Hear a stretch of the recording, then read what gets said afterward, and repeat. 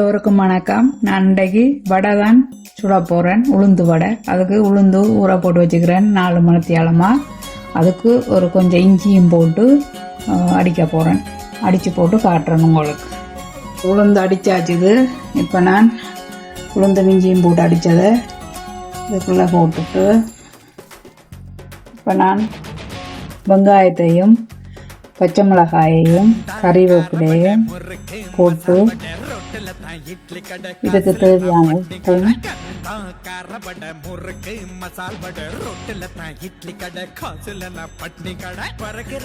தேவையான உப்பும் போட்டு கொஞ்சம் பெருஞ்சீரகம் போடுறேன்.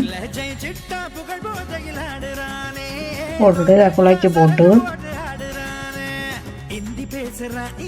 இப்போ குழைச்சாச்சுது. இனி நான் சட்டியில் எண்ணெய் கொதிக்க வச்சிருக்கிறேன். பொரிச்செடுக்கிறதுக்கு எண்ணெய் கொதிக்குது. அதுக்கு முன்னாடி நான் முன்னடுப்பில் வந்து ஒரு சட்டியில் தண்ணி வச்சிருக்கிறேன். ஏனென்றால் பின் சட்டியில் தான் பொரிக்க போகிறேன்.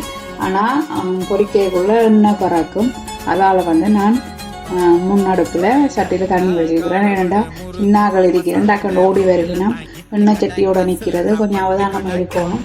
அதால் வந்து நான் முன்னுக்கு சட்டியில் தண்ணி வச்சிருக்கிறேன். எனக்கும் எண்ணெய் பறக்காது, நல்லது. இது எண்ணெய் கொதிச்செடுத்து இப்போ வந்து எனக்கு வடை உண்மையில் சுட தெரியாது.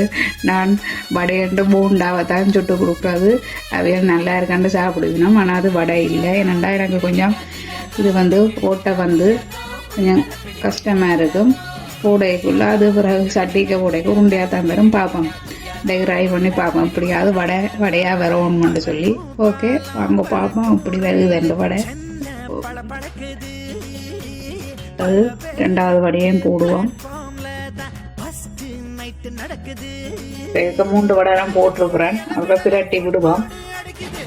மற்ற பக்கத்துக்கு பிரட்டி போட்டு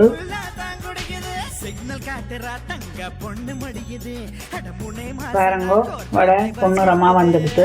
இந்த பருவம் ஓகே. இப்போ நான் எடுக்க போகிறேன். எடுத்து போட்டு நான் மற்ற வடைகளை சுட்டு போட்டு உங்களுக்கு காட்டுறேன் வடையை.